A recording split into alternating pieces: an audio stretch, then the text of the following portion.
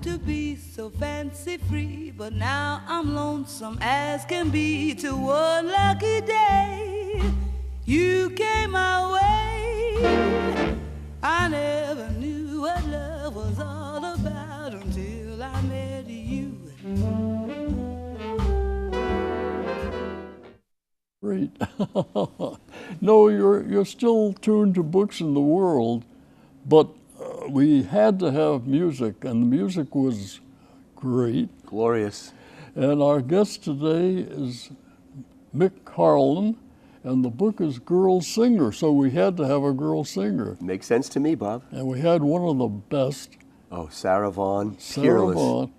And that little bit of music behind it was from the Count Basie Band. Yeah, you hear those nice little bassy piano plinks and you know who you're listening to. Which brings us back to this book. Our guest today wrote a book called Girl Singer. And we use Sarah Vaughan, but the girl singer in your book, Mick, is a fiction. Fictional. Her name is Avery Hall, and she's been singing for free, basically, in nightclubs around Harlem. To earn her daily bread, she's a waitress in a breakfast lunch diner. And then one night in one of these little holes where she's playing, Lester Young's in the crowd, and she doesn't even realize he's there. Well, all right, now there's the bridge, because you use real people. You talk about the Count Basie Band. You mention Lester Young, Prez. Yep. You mention all the guys in the band that give them parts of your book. Yep. So they're real, yet they're fiction in your book. Yeah. And the girl who is the heroine of the book, Avery Hall, Yes. is total fiction. She's total fiction. And where, the other people... Where did you get this, or where did the spark come to combine real people and fictional people? I was lucky. I grew up in a house where jazz was always playing, and I always loved the music. Then when I was a teenager, I began reading biographies of these people, biographies of Duke and Louis and Basie, Billie Holiday, Ella Fitzgerald, and I began to realize that not only were these people top shelf artists, but living in America in the time that they did, they also had to fight a righteous fight against bigotry. They sure did. So I just read everything I could get my hands on as a teenager and in my early 20s on jazz musicians, jazz culture, and I just began to amass knowledge of these people. And then with the advent of the internet and YouTube, I was able to listen to interviews, pick up the cadences of the way Basie spoke, the way Prez spoke, the way Ellington spoke. And one day I was doing hall duty at Barnstable High School. Because you're a teacher. I'm a teacher. I taught for 19 years at Barnstable High, English and journalism, and now I'm a 7th grade English teacher at Barnstable Intermediate School. I just wanted to change. But one day I was doing hall duty, and I ran out of papers to grade, and I had about 40 minutes left, and checking kids' bathroom passes is not as exciting as it sounds. No. And it suddenly dawned on me that with all this knowledge I was carrying around about different musicians, maybe I could write a story about a fictional kid. In my first story was about the Duke Band in the 30s.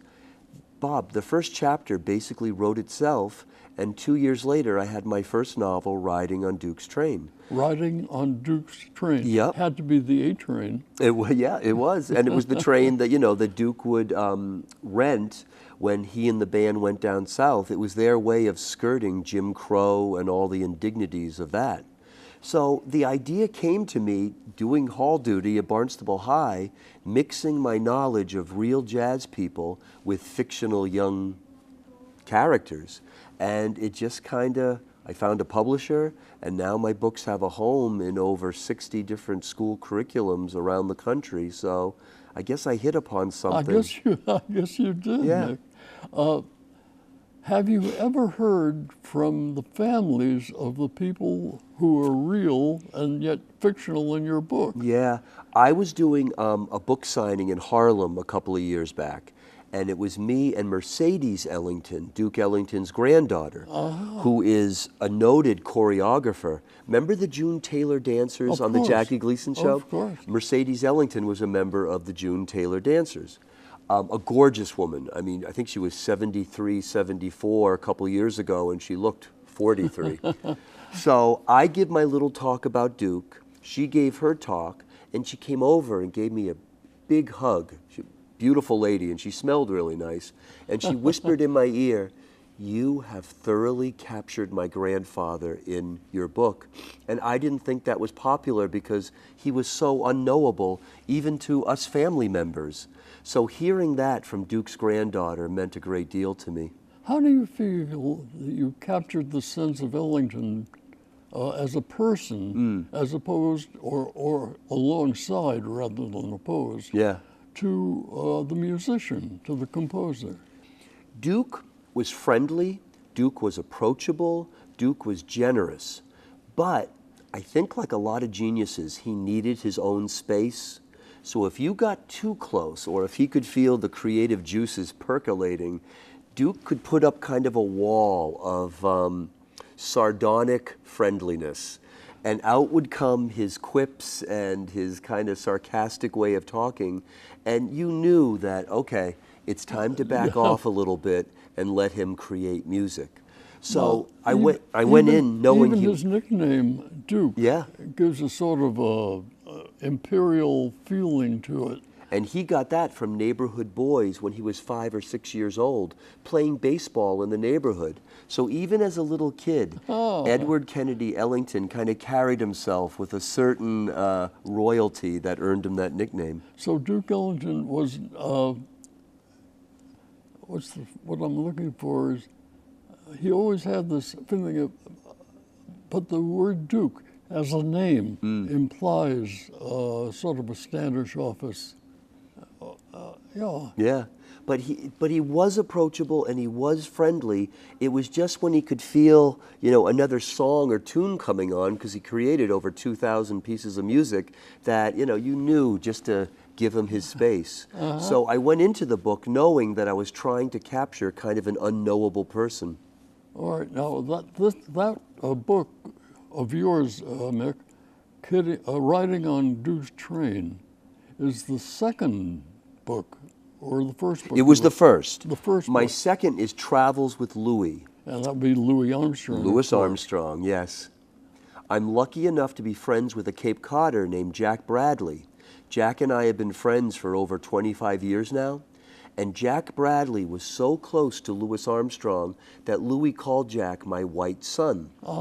And Jack did photography for Louis. He worked as a road manager for Louis for many, many years.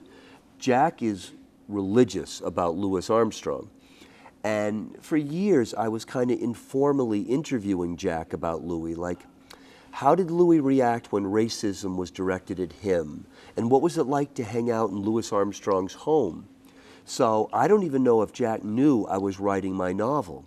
But when the first draft was done, I gave it to Jack and I said, could you let me know what you think? And Jack Bradley said to me, if you've written one phony word about Louis, he calls them Pops. All of Louis' friends called him Pops. Yeah. If you've written one phony word about Pops, I will call you a beep, beep to your face. And Jack means it. Jack's a salty Cape Codder. It's a 2-word swear, and the first word is mother. So about a week later, when my call waiting said that it was Jack Bradley calling me, I was a little nervous. Yes. What did I do wrong? I picked up the phone. I said, okay, and I was waiting for a barrage of swears. And Jack said, you can't put marijuana into a book for young people. You can't put Louis' girlfriends around the globe in a book for young people. But other than that, you captured the man I knew. He said it was like spending time with Pops again. I had tears in my eyes on almost every page. And then Jack said, how did you do it? And I said, Jack, don't you realize for the past 15 years I've been interviewing you informally? So I've been very blessed to sometimes know people too who knew some of the people that I wrote about. Yeah, because you're young enough not to have met these people The first time I talked to Nat Hentoff, the great jazz journalist, on the phone, he said, "Did you know Duke Ellington?" Yeah. And I said, "No, I was 15 years old when he passed away. I never met him."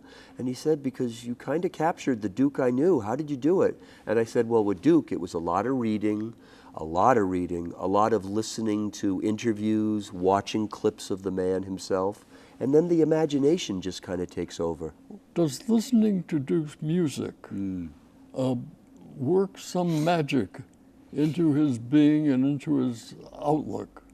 You know, that's a very good question, because when I am writing my novels, I do listen even more intently to the artist that I'm writing about. Yeah, it's, you know, the 2 years I was writing Duke's Train, I pretty much 90% of the time immersed myself in Ellington recordings.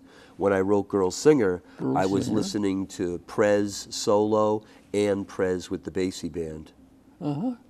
The Girl Singer, the title and the heroine of your book, is a 19-year-old. Yes. And the year is 1938? 1938. All right, now that brings a whole different Yeah. lifestyle Yep. to your writing. How did you capture 1938? You're not old enough to be there. No, but I was very close to both of my grandfathers. And one was born in 1901, one was born in 1906, and they were both New Yorkers. So they would tell me quite a bit about what life was like in that time.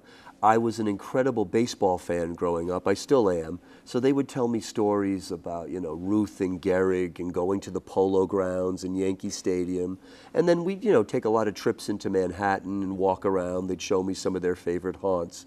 So, you know, the 20s and the 30s and the 40s kind of live in my head because of the films I enjoy, the music I enjoy, tales that my father and my grandparents told me. Were they into music as you are? My father was. My grandparents, I think, listened to the radio and they enjoyed the songs on the radio, but they didn't seek out recordings the way my dad would and the way I would too. My grandmother on my mother's side was very close friends with Lou Gehrig.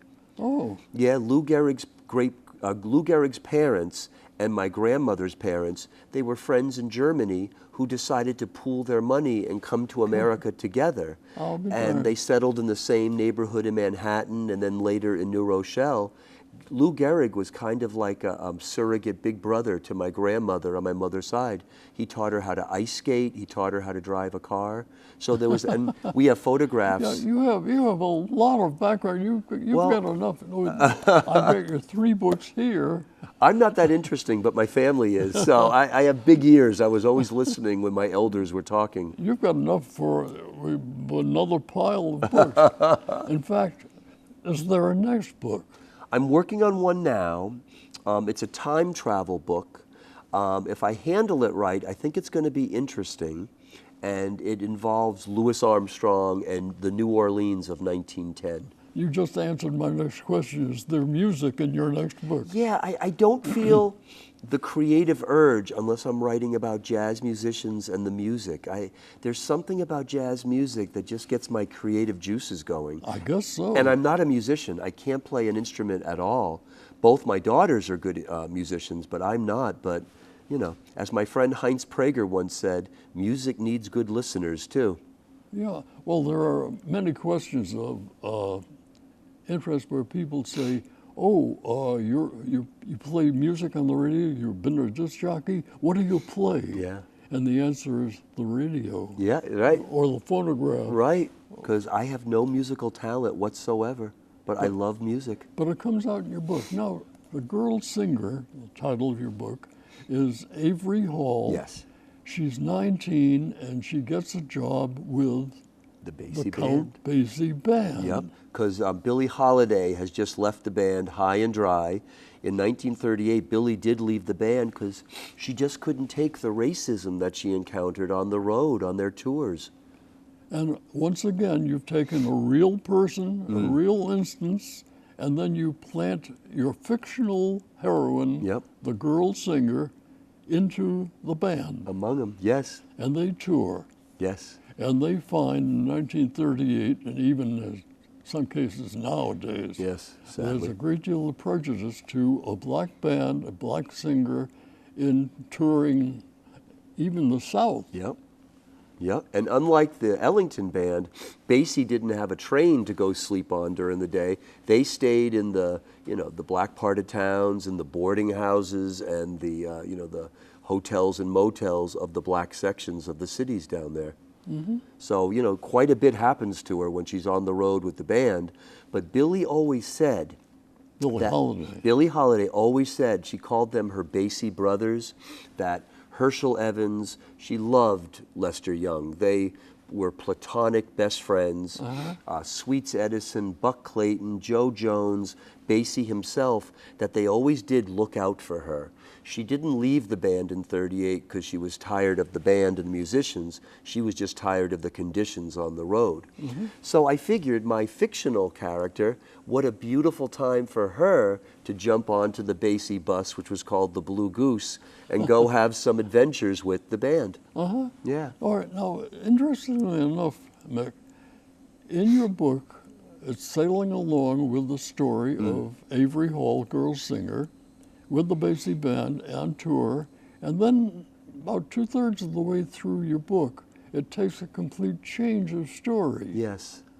What was your thought in doing that? I've had two books, two novels that are jazz on the road with young people aboard.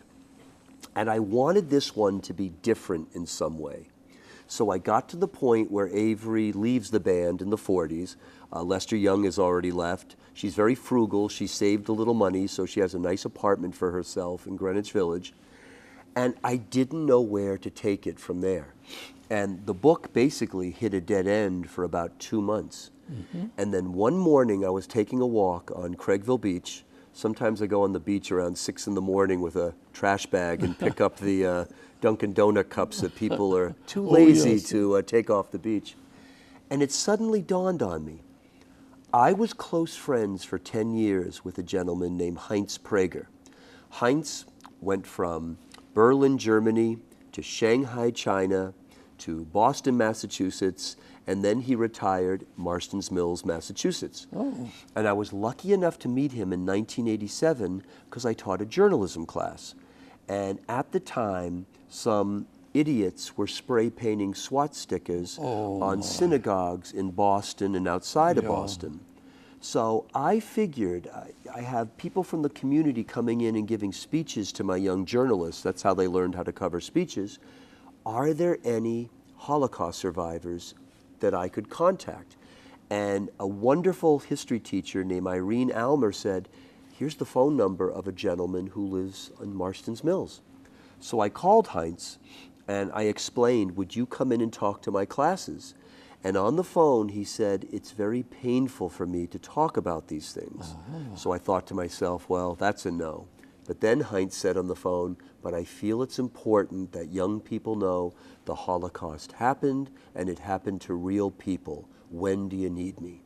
Now you've created that as almost a part 2 Yes. of your book. So it dawned on me on that walk on the beach, why not have Avery meet a Holocaust survivor based on my friend Heinz Prager? I called my character Carl Flosch. Carl was Heinz's real name. He was Carl Heinz Prager. I got Flosch from Heinz's mother's maiden name. And the book went off in a whole new direction. Yes. Because here's Avery Hall. She was maybe 28 at this point. She's an African-American woman, meeting, obviously, a white Jewish refugee from Hitler's camps. Yeah. She hears his German accent the first time she meets him. She immediately thinks, was he a Nazi? Yeah, she insults him Yes. in the storyline. Yep. And he says, hey, you shouldn't judge people, you of all people. And, Hitler hurt me too. Yeah, Avery, the fictional Avery, will come across great prejudices in touring as a black person. Yep. And your German refugee character Yes. has, of course, had a terrible time getting out of Germany and imprisoned while he was there. Right. Right. So you've combined it all. it sounds like a whole different book, and yet you work it in and it fits. You found it that it did go smoothly? Yeah, and you've dedicated the book to... To Heinz Prager. He was my dear, dear friend. Meeting Heinz was like meeting a third grandfather. And from being a gentleman who spoke to my students, he became one of the dearest friends I've ever had. And he passed away 20 years ago. I knew Heinz from 1987, and he passed away in April of 1997. So just a dear, dear man. And the two photographs in there of Shanghai that the characters show, they were actually taken by Heinz when he lived in Shanghai. Now there's another twist of yours, Mick. You have a couple of photographs, 2 or 3 in the book, real photographs of a real time. Yes. Taken by one of the characters in the book. Yes. So you again blend reality with fiction. Yeah. It's fun. It's fun. What guess can I it say? is. When I've created this little world with musicians I've always loved, like Lester Young, who could not love him? The language he created. Some linguists say he created the term the Big Apple for New York City. Hip, cool, they all came from Lester. Yeah, and evidently when he spoke to people, he didn't use their names, or half the conversation would be the name, but he had all different descriptions for them. Oh, yeah. And he called people lady, whether you were male or female, you know, and for some reason, Basie was the holy maid, and Harry Edison became Sweets Edison. And so it was so much fun to take one of my favorite musicians, Lester Young, and to weave a character out of him. Now, Lester had a shortcoming. He liked to... Yeah. Yep. I have a Lester Young story, a true one. Now I have to separate fiction from reality. Right, right. In the early 50s, Norman Granz, who produced the Jazz at the Philharmonic shows and records. A great man. He would open, the night before he played Carnegie Hall in New York, he would have sort of a dress rehearsal in Hartford, Connecticut, at the Bushnell Memorial.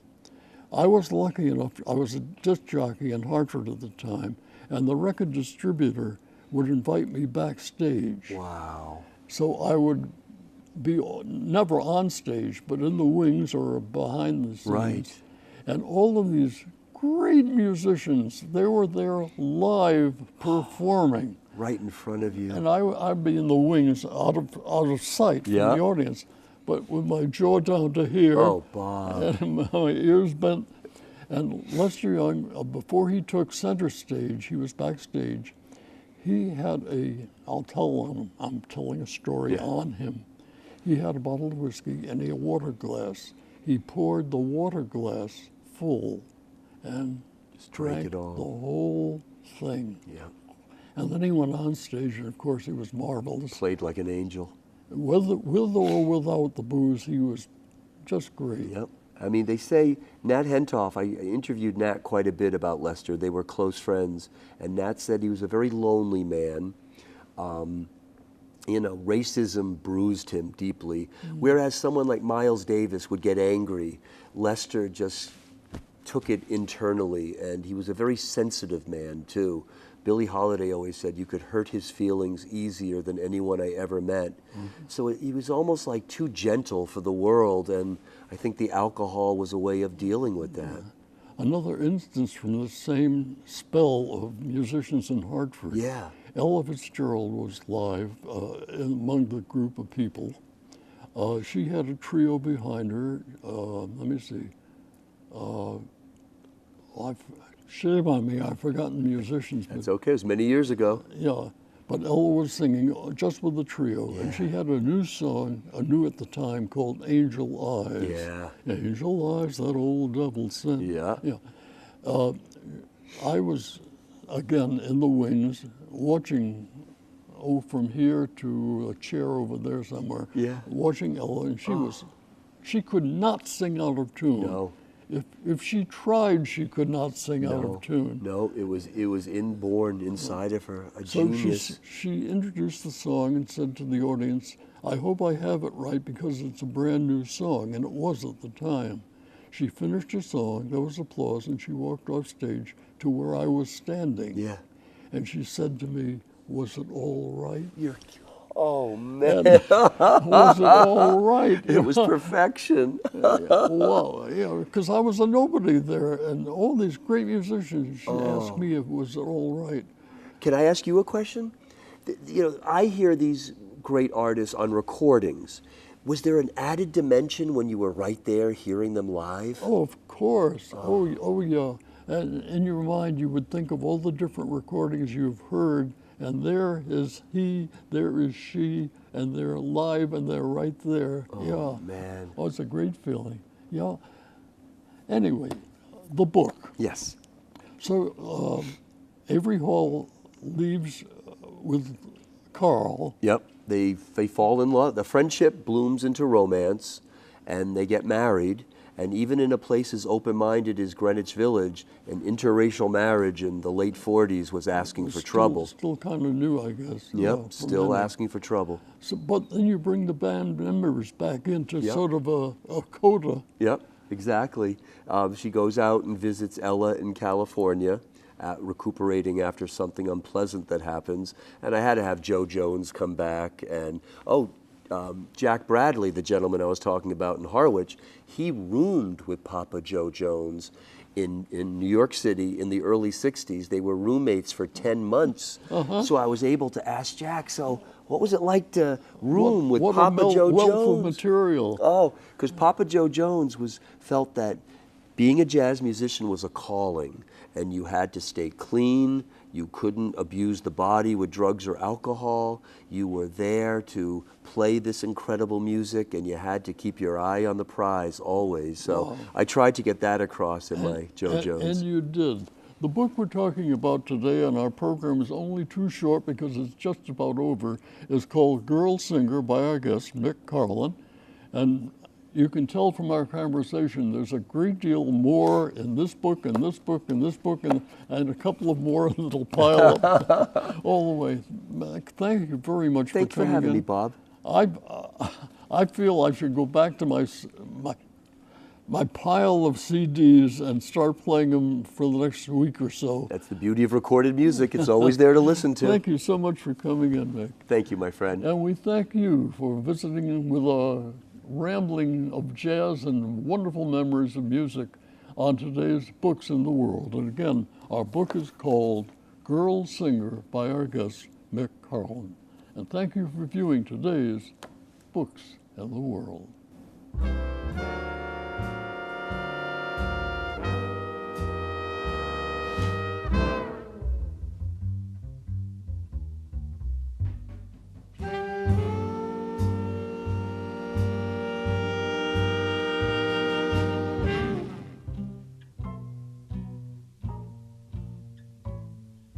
I used to be so fancy free, but now I'm lonesome as can be. To one lucky day, you came my way. I never